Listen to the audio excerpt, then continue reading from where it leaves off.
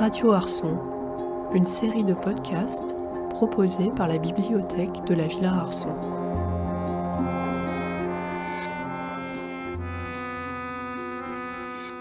Bonjour Georges Vigarello. Bonjour. Vous êtes historien, philosophe, directeur d'études à l'École des hautes études en sciences sociales. Vous interveniez aujourd'hui à la Villa Arson dans une table ronde intitulée « Passion, trahison et jugement dernier, enquête par les corps à Notre-Dame-des-Fontaines ». Et il s'agissait de parler de la représentation du corps à travers l'histoire du corps, l'histoire de l'art. Et cet après-midi, vous parlerez du livre que vous réalisez avec Yann Descamps sur le sport dans l'art. Oui, merci beaucoup. Alors écoutez, effectivement, j'intervenais ce matin sur les fresques qui se trouvent dans cette chapelle absolument magnifique qui s'appelle Notre-Dame-des-Fontaines à la Brigue dans la vallée de la Roya.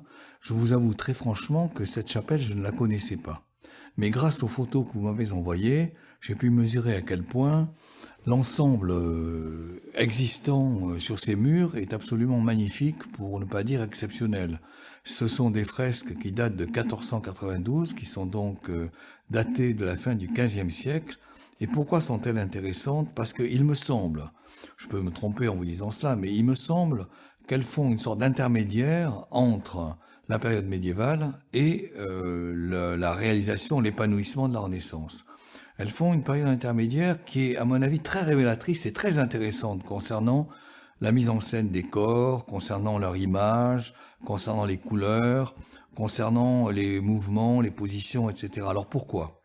Parce que si on prend simplement l'exemple de la crucifixion, qui est au cœur des fresques de cette église, si on prend l'exemple de la crucifixion et qu'on compare la scène avec les représentations médiévales et les représentations de la Renaissance, on se rend compte que dans les représentations médiévales, le corps du Christ est relativement sobre, que l'entour est relativement calme, les gens sont mis côte à côte, et il y a en fait peu de dynamique, peu de mouvement, même si la scène est faite pour impressionner et renvoyer à quelque chose qui est de l'ordre véritablement de la tristesse et de la tension contrite, si vous voulez. Or, ce qui caractérise les fresques de la Brigue, et qui sont de ce point de vue frappantes, c'est que brusquement, l'image se met à être totalement tourbillonnante. Vous avez à la fois la Vierge qui s'effondre, vous avez les joueurs de dés qui se battent entre eux, vous avez tout un ensemble de gardes autour de la croix, avec certains d'entre eux qui enfoncent la lance au flanc du corps du Christ, et ça, évidemment, ça n'est plus en rapport avec ce que j'appellerais cette sorte de calme et de fixité médiévale. Puis si vous prenez au contraire les images qui viennent plus tard, je pense en particulier à ceux que nous avons projetés ce matin, en particulier la crucifixion de Tintoret, vous voyez qu'à ce moment-là, le mouvement s'est encore davantage accéléré, accentué, le milieu s'est encore davantage multiplié dans l'effervescence, ce qui montre bien que, au fond, les fresques de la Brigue sont des fresques intermédiaires. Mais alors, je voudrais citer deux exemples très rapidement. Il n'en reste pas moins que les fresques de la Brigue représentent un intérêt pour la couleur qui est absolument étonnant. Il y a une multiplicité de nuances, il y a une multiplicité de couleurs différentes. Bref, on entre de plus en plus dans du réel par rapport aux couleurs médiévales qui sont évidemment présentes, mais qui n'ont pas la diversité et la nuance que vont avoir les fresques dont nous parlons à l'instant. Et puis, il y a aussi, à mon sens, une deuxième différence très importante et qui montre qu'on entre effectivement dans l'univers de la Renaissance. Cette différence est la suivante. Le Christ est atteint à la fois par la lance et il est atteint, évidemment, par les clous qui sont enfoncés au cœur de ses chairs. Or, le sang qui coule de ces blessures, c'est un sang dans la représentation médiévale qui est repris par les anges. Si bien que vous avez dans cette représentation une présence incontournable du divin. Au contraire, dans la représentation, c'est mon deuxième point et j'y tiens beaucoup, au contraire, dans la représentation de la fontaine, de l'église de la Brigue, le sang coule, on n'a plus de présence des anges. Donc on entre insensiblement dans la volonté de représenter du réel indépendant de la présence du divin. On entre de plus en plus dans un monde que j'appellerais, moi, modernisé, le monde de l'efficacité, le monde de la technique, le monde du travail, etc., qui nous fait rentrer dans notre propre modernité. Et ça, c'est extrêmement précieux, et je trouve que c'est en même temps particulièrement révélateur. Ça me fait penser à cette image que présentait Gaëdic Lemarié dans sa comparaison des fresques de la Brigue et notamment donc de la crucifixion avec une crucifixion de Marc Chagall dans laquelle tout tourbillonne également. On voit au centre un ange qui chute, un ange rouge qui chute. Et autour, il y a tout un tas de personnages qui chacun porte quelque chose et partent. Il y a un personnage avec une Torah, un petit personnage tout en bas de l'image qui lui porte son sac à dos, son monde sur le dos et qui part en exode. Il y a une femme qui porte son enfant. Enfin voilà, il y a toute cette enfin voilà, c'est tout ce mouvement qui se crée autour de l'image du Christ en croix. Oui, absolument. La représentation de Marc Chagall qui était évoquée ce matin est effectivement parlante. Il y a un tourbillonnement, il y a une présence folle, il y a une accentuation chez Chagall, bien sûr, de la couleur. Mais j'ajouterai encore un autre exemple qui me paraît très parlant de la manière dont la peinture de la Renaissance s'intéresse au réel. Cet autre exemple, c'est celui qui figure dans Notre-Dame des Fontaines à la Brigue et qui montre la fuite en Égypte. Alors moi, je me suis beaucoup attaché à cette image. Pourquoi ? Parce qu'on voit que la Vierge tient le Christ, non pas le Christ enfant dans ses langes, mais la Vierge tient le Christ enfant dans les maillots qui sont ceux, c'est-à-dire qui entourent complètement le corps de l'enfant, dans les maillots qui sont ceux de la Renaissance. Et donc, c'est plus le Christ idéalisé, si vous voulez. C'est le Christ qui existe exactement comme les enfants du XVIe siècle peuvent exister. Et ça, je trouve que c'est, une fois encore, une manière pour, au fond, la peinture moderne de s'attacher au réel par rapport aux peintures qui l'ont précédé. Est-ce que vous pourriez nous parler du poids du corps, de la pesanteur de ces corps dans les fresques ? Oui, alors quand on évoque le poids du corps ou quand on évoque sa forme, je trouve qu'en fait, on évoque des questions beaucoup plus importantes qu'on ne le croit et qui sont liées à la façon dont, dans l'histoire, on a représenté le corps. Alors, je voudrais prendre deux exemples très vite. Lorsque vous regardez comment dit-on, la tapisserie de Bayeux. Lorsque vous regardez la tapisserie de Bayeux, qui date du XIIe siècle, vous voyez que tous les corps sont semblables. Et que, alors que le roi est considéré comme un être pesant, lourd, arrondi,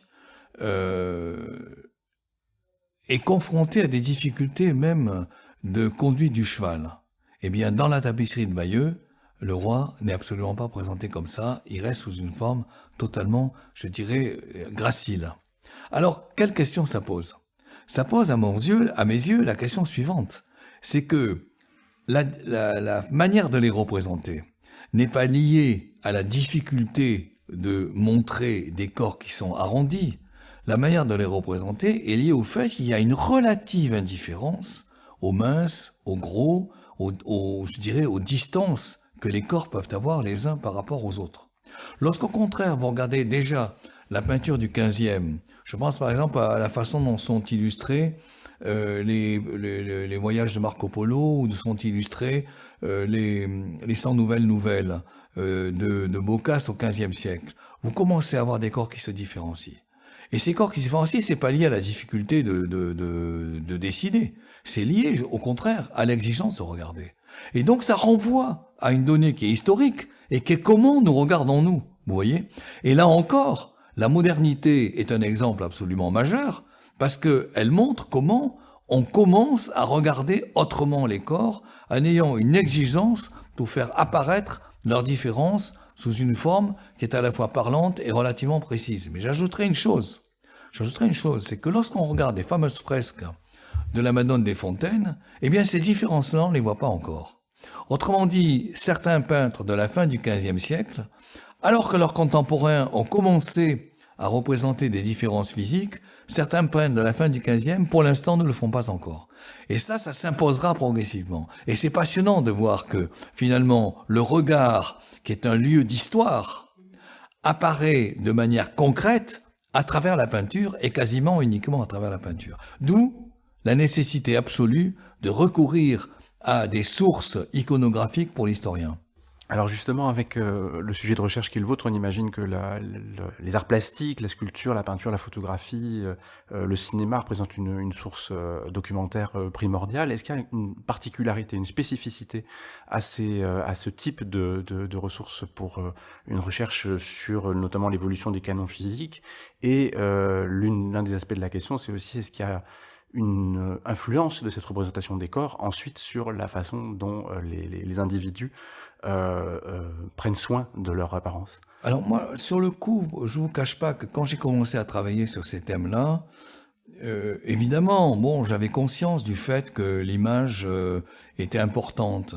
Mais je pense que mon origine liée à un travail de philo m'a conduit pendant un certain temps à me limiter au texte. Et je me suis rendu compte, incontournablement, qu'on ne peut pas se limiter au texte quand on travaille sur le corps. On ne peut pas. Il faut absolument recourir à l'image. Et à ce moment-là, l'image est extrêmement parlante. Je vous donne un exemple, très simple. Moi, je pense que, pour faire comprendre mon exemple, il faut peut-être un commentaire d'un instant. Moi, je pense que dans l'histoire, il y a insensiblement une exigence de la perception individuelle chez le sujet lui-même et chez celui qui le regarde qui grandit. Autrement dit, l'intérêt à la singularité est un facteur qui grandit dans notre histoire à nous. Très bien. Vous pouvez vous en tenir au texte.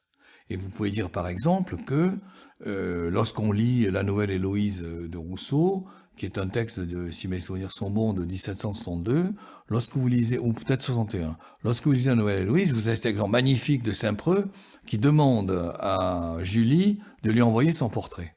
Julie envoie le portrait, je rentre pas dans les détails, le portrait arrive et Saint-Preux dit oui, le peintre a tenu compte de ce que tu es, c'est bien, etc. Mais, et alors son mais porte sur plusieurs points.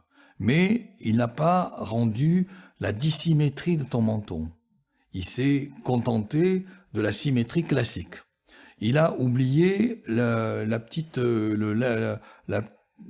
cicatrice sur ta lèvre. Et il a oublié le grain de beauté qui se trouve à tel endroit près de ton nez.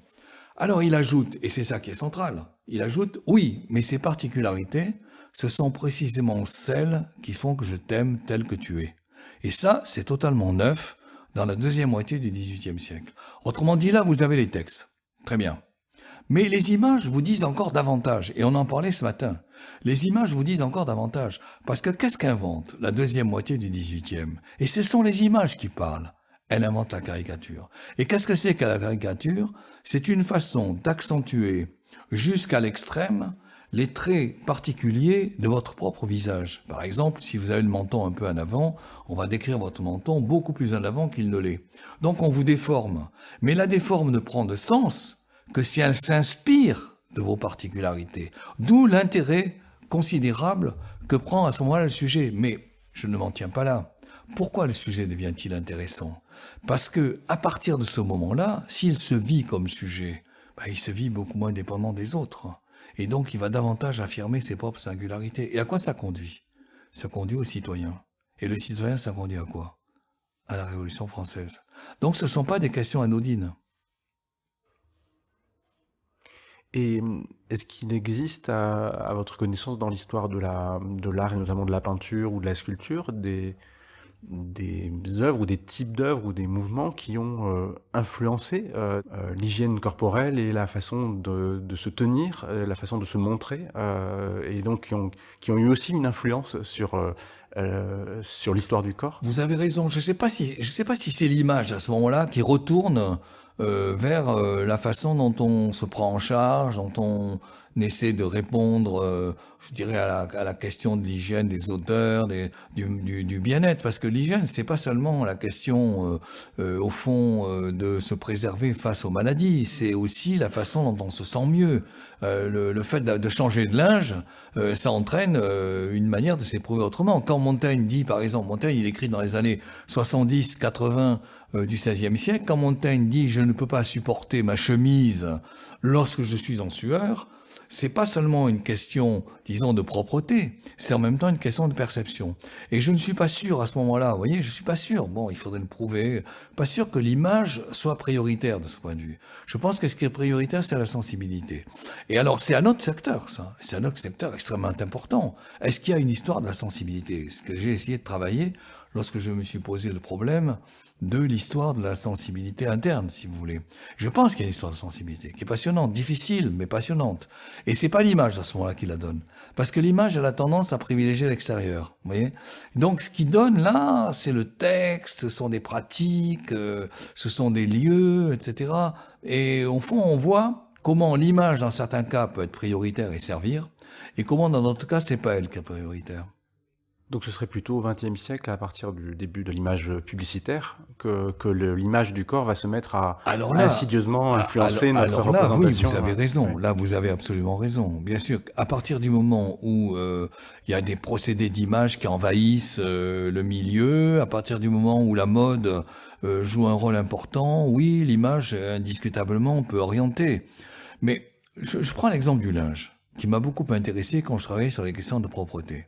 Je prends l'exemple du linge. Vous avez un linge qui se voit pas, voyez, et c'est pas l'image, ça. Je reviens en Montaigne. Les chemises au XVIe siècle, en particulier dans la première moitié du XVIe siècle, sont pas des chemises qui se voient. Et puis progressivement, la chemise va se voir. Et là, je vous rejoins. Autrement dit, la chemise va se voir, elle va émerger du col, elle va émerger des poignets, et elle se voit à un point tel qu'elle va retomber, vous savez, le collet. Elle va retomber sur la poitrine et sur l'arrière. Et à ce moment-là, effectivement, le linge, c'est une façon, moi je l'avais beaucoup théorisé quand je travaillais sur le propre et le sale, le linge c'est une façon de montrer que l'extérieur traduit l'intérieur. Et que du coup, l'extérieur est une façon finalement de valoriser sa propre, au fond, son propre respect de la propreté. Si vous voyez. Et là, on voit effectivement qu'il y a un jeu, vous avez raison, qu'il y a un jeu entre le dehors et le dedans. Mais ce qui commande, me semble-t-il, a priori, je peux me tromper, ce qui commande a priori l'hygiène, c'est quand même le dedans. Parmi vos recherches, est-ce qu'il y a des œuvres qui vous ont marqué en particulier? Ah, vous voulez dire des œuvres d'art? Oui, en peinture ou en dessin? Ah oui, il y a incontestablement des œuvres qui m'ont beaucoup marqué. Si je reviens sur la question de la propreté, moi je trouve que, alors c'est pas forcément des peintres, mais je trouve que des graveurs comme Abraham Boss ou des graveurs comme Callot jouent un rôle extrêmement important pour comprendre la manière dont s'impose une apparence, vous voyez. Abraham Boss, par exemple, vous décrit la toilette. C'est une gravure qui a été en plus peinte et qui se trouve au musée de Tours. Il montre la toilette. Qu'est-ce qui se passe dans cette toilette? Sujet, à mon avis, tout à fait important pour révéler quelque chose de l'ordre du sensible. La toilette, telle que la représente Abraham Boss, c'est la situation suivante. Une table, une personne qui est une femme devant la table, un miroir, 2-3 flacons de parfum à côté du miroir, une servante qui est derrière la jeune femme à la toilette et qui lui passe une serviette. Et si vous cherchez de l'eau, vous ne la trouvez pas. Sauf exceptionnellement, parfois, il y a une aiguière qui se trouve au sol. Qu'est-ce que ça veut dire? Ça veut dire que la toilette au XVIIe siècle n'est pas encore nécessairement un lieu où la fréquence de l'eau est importante. C'est extraordinairement révélateur. Vous voyez, ce qui est important, c'est l'essuiement, c'est l'entretien en quelque sorte de la peau, mais c'est pas forcément le fait de recourir à l'eau. Alors j'ai beaucoup travaillé là-dessus, parce que l'eau, c'est en plus considéré à cette époque-là comme, au fond, une matière plus ou moins inquiétante, qui peut transporter des choses, qui peut en plus ouvrir les pores. En ouvrant l'eau chaude, elle ouvre les pores, et donc elle fragilise la peau, parce qu'à ce moment-là, le venin de l'air peut rentrer, bref, je rentre pas dans les détails. Mais, et là, l'image d'Abraham Boss, extraordinairement parlante, bien entendu. Mais il y a d'autres images que je trouve importantes. On en parlait d'ailleurs ce matin. Ce sont les suivantes. À partir de quand sont représentées véritablement les violences, vous voyez? Et à ce moment-là, on voit comment nos sociétés, à la fois, pendant longtemps, tolèrent une violence ouverte, et comment progressivement cette violence ouverte n'est plus possible. Je vous donne un exemple. Si vous prenez les joutes médiévales, qu'est-ce que vous voyez? Vous voyez l'affrontement lance contre lance, cheval contre cheval, entre deux jouteurs. Bon. Or, cette image disparaît progressivement avec le temps. Pourquoi? Parce qu'on tolère de moins en moins la violence. Et c'est l'image qui parle. C'est-à-dire, c'est elle qui vous montre comment, au fond, le danger est là, et le danger est affronté les yeux dans les yeux, avec la lance qui peut éclater, qui peut être brisée, etc. Regardons les images du XVIIe siècle, qui renvoient également à un travail de jouteur. C'est plus du tout un affrontement jouteur contre jouteur. C'est un affrontement du jouteur contre un objet. Et l'enjeu, c'est celui de la précision. C'est-à-dire que finalement, le geste s'enrichit dans son exigence, dans sa précision, dans sa préparation, au détriment de quoi? Au détriment de la violence ouverte. Donc l'image nous décrit quelque chose qui est de l'ordre d'un relatif retrait de la présence de l'image, de la présence de la violence à travers le corps, à travers la façon dont, je vais aller vite et ne m'en veuillez pas, à travers la façon dont le corps en est porteur. Ce matin, dans les fresques de la Brigue, vous avez, pour parler de la violence, vous avez choisi, et ça m'a frappé, vous avez choisi de parler plutôt de, je crois que c'est Pilate, il me semble, qui ouvre sa chemise, qui ouvre la bouche pour crier. Oui. Et alors qu'en réalité, il y a sur la moitié des fresques des scènes où les gens donnent des coups, frappent, fouettent, enfin, il y a vraiment toutes sortes d'attitudes de grande violence. Et vous avez préféré une figure où il n'y a pas de coup sur l'autre, c'est simplement la violence exprimée par... Pourquoi? Oui, parce que, je trouve votre référence est importante, parce qu'en fait, ce que le fresquiste, me semble-t-il, a voulu montrer, c'est la manière dont, je crois que c'était je peux me tromper, je crois que c'était le préfet romain, face auquel le Christ était confronté. La manière dont le préfet est exaspéré par la situation. Et il trouve que la seule sanction, c'est une sanction qui est celle de la crucifixion, et il veut le montrer en explosant de nervosité. Or, que montre-t-il à ce moment-là? Il montre un visage qui fait apparaître les dents, il montre un visage qui est tourné complètement vers l'avant, et il montre un corps qui déchire véritablement sa chemise pour accentuer encore davantage la nervosité de l'acteur, vous voyez? Et ça, c'est intéressant, me semble-t-il. Parce que c'est une manière de montrer à travers, au fond, du signe physique, quelque chose qui est de l'ordre de la nervosité, qui pourrait rester purement intérieur. On peut continuer un instant sur la façon dont les images peuvent traduire des sensibilités au niveau historique. En particulier, je trouve tout à fait révélateur la façon dont certains enfants sont représentés dans leur relation avec éducateurs, médecins, etc. Et vous voyez dans ce cas-là que, alors, Philippe Ariès l'avait très bien montré à travers des textes, mais je trouve que l'image le montre aussi. Vous voyez très bien qu'il y a une tolérance, je ne dirais pas directement au coup, mais il y a une tolérance à une domination assez exhaustive à l'égard de l'enfant. La façon, par exemple, dont il est emmailloté pendant très longtemps. La façon, par exemple, dont on le soumet à un corset. Et ça, je reviens aux graveurs. Des gens comme Callot, des gens comme Abraham Boss ou les peintres montrent très bien la manière dont l'enfant porte un corset. Or, un corset, c'est quand même extrêmement exigeant, vous voyez. Puis vous avez d'autres images que je trouve tout à fait parlantes. Je pense en particulier à ce texte étonnant qui est relativement peu connu, qui est le texte de Tuccaro, qui porte sur l'art de sauter. Alors, il y a bien sûr la représentation des sauts, et puis il y a la représentation de la préparation au saut. Et lorsque il met en scène la façon dont un enfant est préparé au saut, à ce moment-là, il met en scène des gestes qui pour nous semblent tout à fait étonnants. Par exemple, il prend l'enfant sur ses genoux et il le brise complètement pour essayer d'accentuer l'arc, vous voyez, des lombes.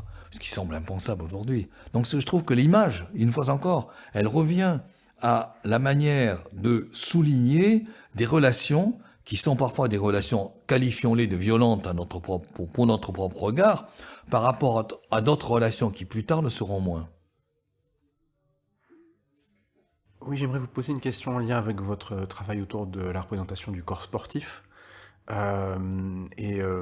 Aussi par rapport à l'idée de normativité qui va avec le corps sportif la plupart du temps, et le fait que, par exemple, lors des derniers Jeux Olympiques, on a vu des corps assez peu normés, soit pour des questions de genre, des corps qui étaient en décalage avec les attentes normatives par rapport à certains genres, et aussi certains corps handicapés qui ont été, j'ai l'impression, beaucoup plus visibilisés lors des derniers Jeux Olympiques. Et est-ce que ces phénomènes vous intéressent et Oui, totalement. Totalement. Non, je trouve que c'est un thème extrêmement important. Vous avez tout à fait raison de l'évoquer, hein. Il est important pour plusieurs raisons.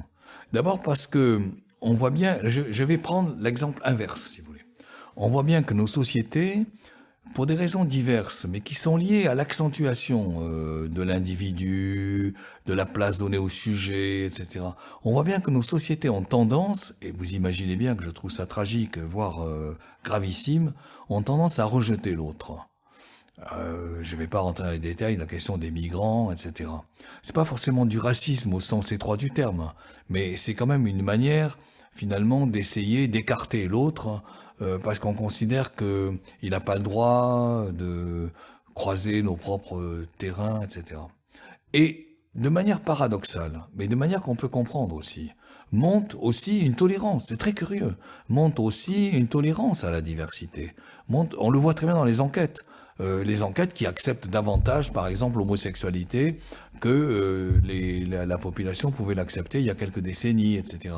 Donc il y a indiscutablement, vous voyez, ce phénomène paradoxal, je dirais même presque contradictoire, entre d'un côté le refus, et l'élection américaine en est un exemple magnifique, et d'un autre côté une certaine tolérance. Et je trouve que la montée des Jeux paralympiques, qui est assez récente, les premières interventions de jeux parallèles ne datent pas d'avant 48. Et en plus, en 48, les jeux, on peut appeler ça Jeux paralympiques à Londres, n'ont pas eu lieu du tout sur le même terrain. Ils étaient à côté, vous voyez.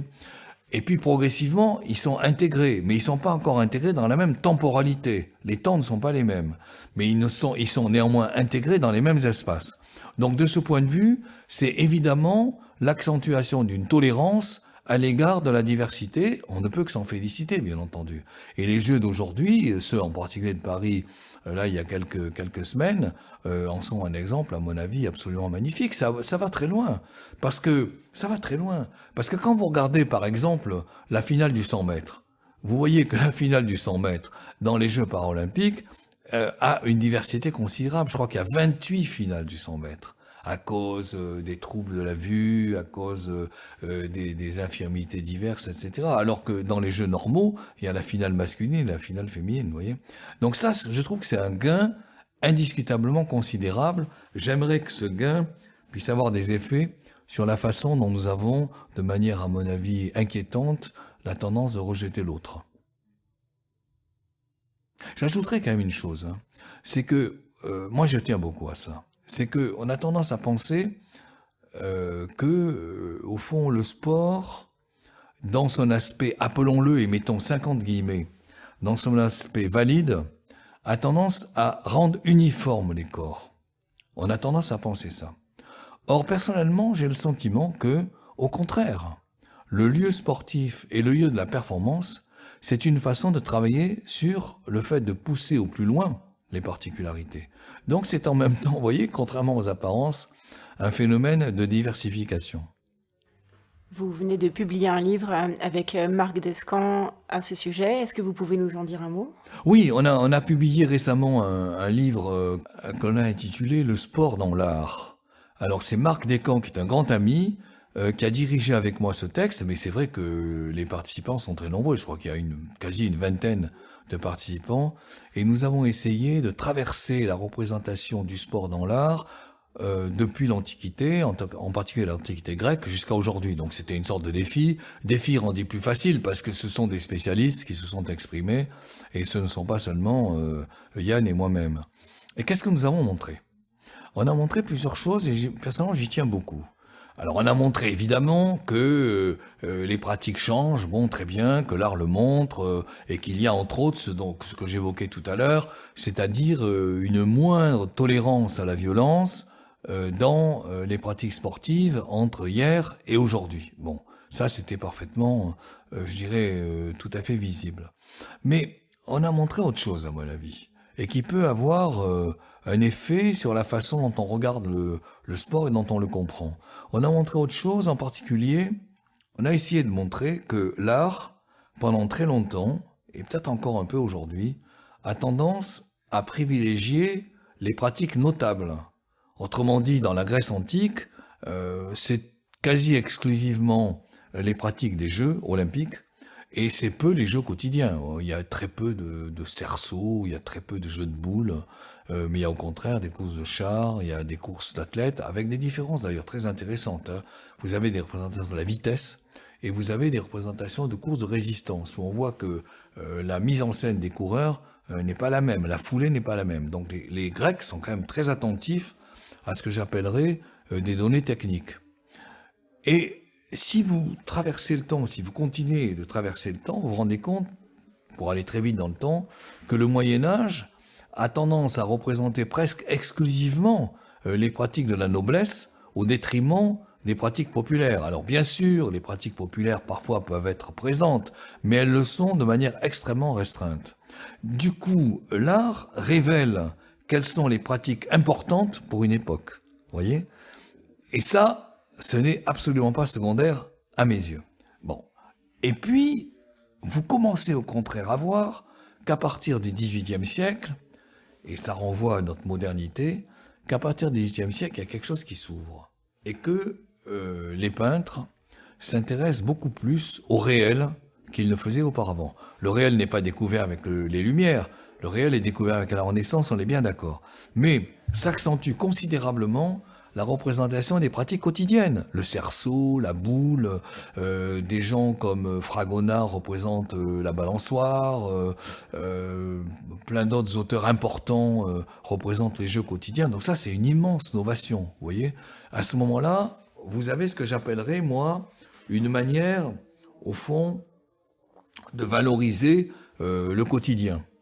Et puis, si vous avancez encore dans le temps, et en particulier avec la naissance du sport, qui serait beaucoup trop longue à expliquer, parce qu'il y a vraiment une naissance du sport, tel qu'on l'entend aujourd'hui, c'est-à-dire les compétitions internationales, les règlements qui sont uniformisés, l'organisation institutionnelle, etc., très différente de ce qui existait auparavant, qui étaient finalement des jeux assez dispersés, à la fois dans l'espace et dans le temps. Je reviens à ce que je voulais dire. Si vous suivez la manière dont l'art s'intéresse au sport aujourd'hui, vous voyez que c'est plus simplement le fait de privilégier des pratiques importantes, ce n'est plus simplement le fait de, au fond, valoriser ou d'être attentif aux pratiques quotidiennes, mais c'est le fait de sublimer les pratiques.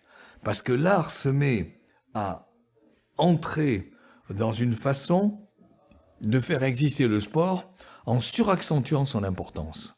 Delaunay, quelques autres, bon. Et ça, c'est également très révélateur. Et la photographie, de ce point de vue-là, joue un rôle majeur. C'est-à-dire que la photographie devient autant un spectacle que ne l'est ce que vous voyez sur le terrain.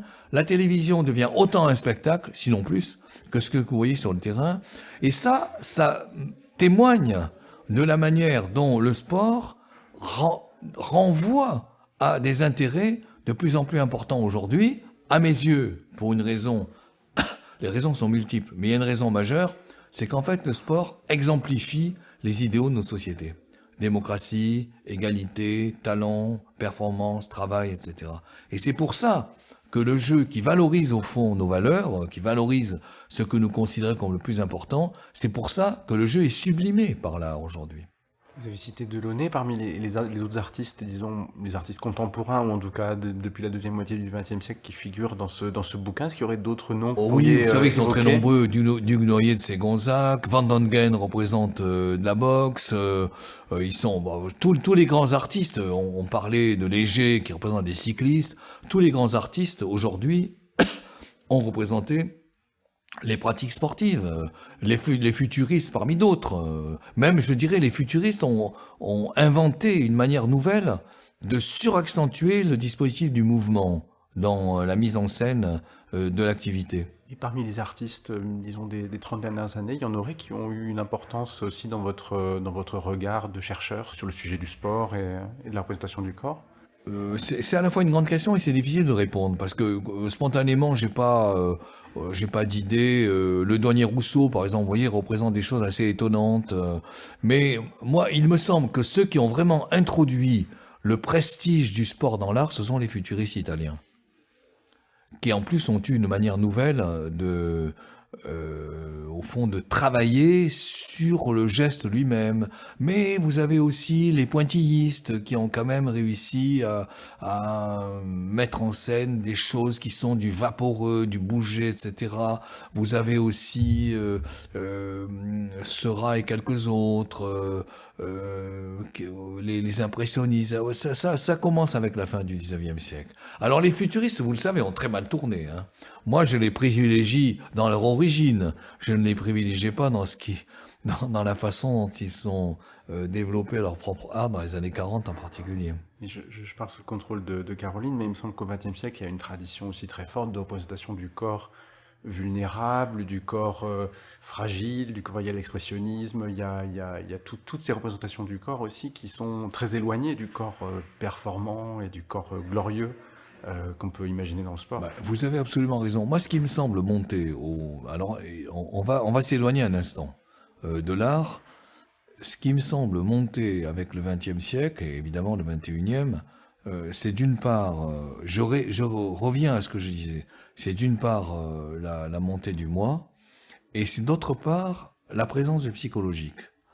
Et la présence du psychologique, c'est vraiment une accentuation de l'émotion, c'est une accentuation de la profondeur de la sensibilité, etc.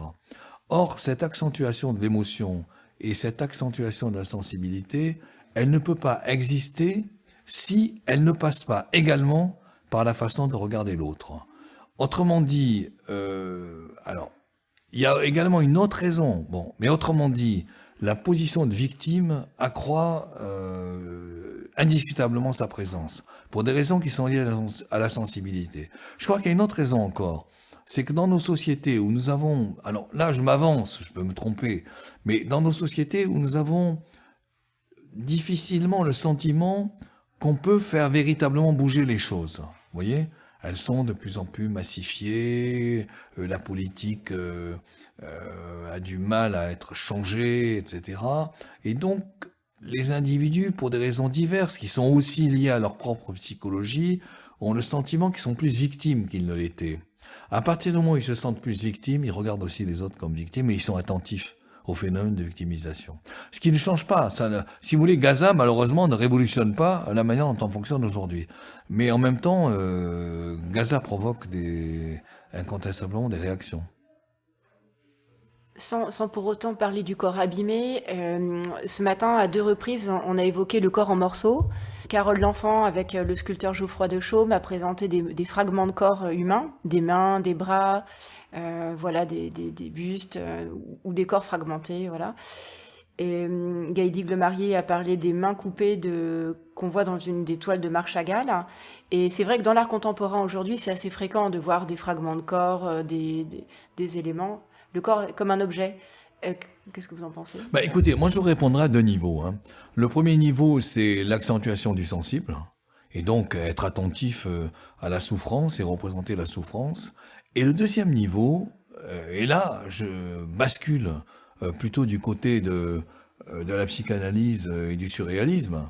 Le deuxième niveau, c'est que indiscutablement dans la peinture et dans notre sensibilité émerge quelque chose qui est de l'ordre finalement de l'image inconsciente, et l'image inconsciente fait une part indiscutable au corps morcelé. Vous voyez ? C'est comme ça que je répondrai. Parce qu'autrefois, on ne pouvait pas envisager de présenter un corps en morceaux. C'était plus fermé. Je pense que c'était plus fermé. Il y avait une unité, Alors, on ne séparait pas. on ne séparait pas. Il n'y avait pas de dissection. Mais de ce point de vue, il y a quand même une donnée qui me paraît mériter attention. C'est la suivante, ça ne va pas jusqu'au corps morcelé, mais ça va quand même jusqu'au corps différent. Si vous prenez l'exemple, je reviens à l'exemple de la Renaissance, les infirmes ont peu de place. Ils l'ont, vous voyez, Bruegel et quelques autres, ils l'ont, mais les infirmes ont peu de place. Et si vous avancez dans le temps, moi ce qui me fascine, c'est que on s'autorise à représenter plus qu'auparavant, en particulier deuxième moitié du XVIIIe. On s'autorise à représenter plus qu'auparavant des corps qui n'obéissent pas à la norme sans être nécessairement anormaux ou malades. Et j'en parlais ce matin. En particulier, je trouve que les gravures ou les peintures de Hogarth représentent davantage des corps difformes, des corps qui ont des défauts, des corps dans lesquels on accepte le défaut, sans qu'on soit véritablement rentré dans la difformité ou dans l'infirmité. Un autre exemple fabuleusement parlant, c'est pas seulement celui de la fin du XVIIIe siècle, c'est celui du début du XXe siècle, du début du XIXe. Lorsque vous suivez des graveurs, moi je suis très sensible à la gravure parce que je trouve que c'est celle qui tente de diffuser sa représentation à un public plus large. Lorsque vous suivez les gravures de Daumier ou lorsque vous suivez les gravures de Granville, qu'est-ce que vous voyez ? Les Anglais d'ailleurs ont même précédé. Vous voyez que ces graveurs sont tout à fait passionnés par le fait de montrer des corps qui sont complètement différents par rapport à ce qui est attendu de l'harmonie, ce qui est attendu de l'unité, ce qui est attendu de la fluidité. Par exemple, jambes trop hautes, tronc très court, cou très long, etc. Ils sont passionnés par ça. Et donc, ils acceptent finalement ce qui sort du canon. Vous voyez, ils s'autorisent à prendre en compte ce qui sort du canon sans que l'on soit encore rentré dans le corps morcelé ou dans le corps totalement souffrant. Et ça, c'est un enrichissement. Et au bout du compte, qu'est-ce que vous avez ? Vous avez les Jeux paralympiques au bout du compte. Quand vous lisez l'article proportion dans l'encyclopédie, donc ça date en gros de 1760, vous voyez que l'auteur, j'ai oublié d'ailleurs son nom, l'auteur va dire « nous nous autorisons ». La proportion, c'est une forme de contrainte, oublions-la, représenter les corps tels qu'ils sont. Quand vous lisez Diderot dans le traité de la peinture, Diderot dit « baladez-vous dans les rues, représentez ce que vous voyez, et ce que vous voyez ne répond pas nécessairement à l'idéal de ce que l'on devrait voir ». Et ça, c'est très important. Est-ce que vous voulez nous parler du livre que vous êtes en train d'écrire avec Michel Pastoureau ? Alors effectivement, nous sommes en train d'écrire, on a même terminé. Le livre est actuellement livré à ce qu'on appelle les presses. On a terminé un livre où Michel s'intéresse particulièrement à la couleur et moi, je m'intéresse particulièrement aux formes. Et quel est l'objet ? L'objet, ce sont les pratiques sportives. Et nous essayons l'un et l'autre de montrer que dans le temps, ces pratiques ont été représentées autrement et que aussi, ces pratiques renvoient à des repères qui ont changé. Alors si je veux pas trop parler à la place de Michel, mais si je prends la question des formes, moi je trouve qu'il s'est passé un certain nombre de déplacements qui sont décisifs, qui sont extrêmement intéressants, et qui sont les suivants. Les formes de la fin du 19e, c'est des formes plutôt lourdes, c'est des formes musclées, c'est des formes actives, c'est des formes parfois frontales. Les sports mis en évidence dominantes, c'est la lutte, c'est la boxe. Et même lorsqu'il s'agit de sports qui ne sont pas forcément des sports de force, ces sports en question sont traduits comme relevant de la force. Je pense entre autres à ces textes tout à fait évocateurs de Desgranges, le directeur du Tour de France, qui va décrire ces coureurs comme étant des bœufs de labour, où c'est ils ont des poumons comme des forges, c'est des lourdeaux, regardez-les comme ils sont lourds, comme ils sont forts, etc. Et puis lorsque vous avancez dans le temps, si je prends simplement l'exemple du cyclisme, vous commencez à voir, y compris dans les textes de Desgranges, regardez à quel point ce sont des lévriers, regardez comme ils sont fins, regardez comme ils sont capables d'utiliser les virages, etc. Donc, ce qui se produit, et c'est très intéressant ça, ce qui se produit dans notre société actuelle, c'est l'accentuation de la nuance, de la légèreté, de la subtilité par rapport à la force, c'est un point. Et deuxièmement, et on le voit très bien lorsque vous regardez ce qui se passe sur vos plages aujourd'hui, deuxièmement, c'est une accentuation de l'écoute. Autrement dit, la pratique elle-même n'est plus nécessairement orientée vers le fait de mettre en acte des muscles parce que on bénéficie de leur puissance, mais c'est le fait de mettre en acte des muscles parce qu'ils écoutent la façon dont vous éprouvez ce qui se passe et dont ils écoutent la façon dont des messages vous sont envoyés, entre autres par exemple par le sol. Qu'est-ce que c'est que qu'est-ce que c'est que la planche à voile? C'est une façon d'écouter les messages qui vous sont envoyés par l'eau pour accommoder la manière dont vous allez piloter votre planche. Ce qui renvoie à un univers complètement nouveau, et c'était ça qui m'intéressait dans le sentiment de soi, ce qui renvoie à un univers complètement nouveau de la motricité, où, non, il s'agit évidemment pas de supprimer le gestuel et de supprimer l'activité vis-à-vis des choses, mais où ce qui est important, c'est l'écoute. Autrement dit, vous écoutez à la fois le milieu et vous vous écoutez vous-même, ce qui est un enrichissement considérable par rapport à ce qui se faisait auparavant. Ou ce qui se faisait auparavant, c'est l'action, l'agone, pour reprendre les mots de Roger Caillois. Roger Caillois fait une classification des sports magnifique, agone, ilinx, le vertige, mimicry, le fait de jouer, etc., et l'aléa, le jeu. Bon. Mais aujourd'hui, ça s'est considérablement diversifié. C'est pas simplement agone et ilinx, même si ilinx est très important, soit la perche, l'acrobatie, etc. Ce qui s'est accentué, c'est l'attention, les messages, l'écoute, la diversité de l'informationnel, vous voyez. Et je trouve que si on peut dire les choses vite et évidemment les dire mal, au fond, me semble-t-il, la gestualité que j'appellerais, moi, énergétique, si vous voulez, a laissé place à une gestualité qui est informationnelle. Je dirais les choses comme ça. Évidemment, c'est caricatural, mais ça renvoie quand même à une grande différence. Voilà trop ce qu'on a fait. Je crois que c'est une très belle manière de conclure, de terminer sur cette idée de muscle qui écoute. Oui, d'accord. Merci Très Georges bien. Bigarello. C'était un plaisir. Merci.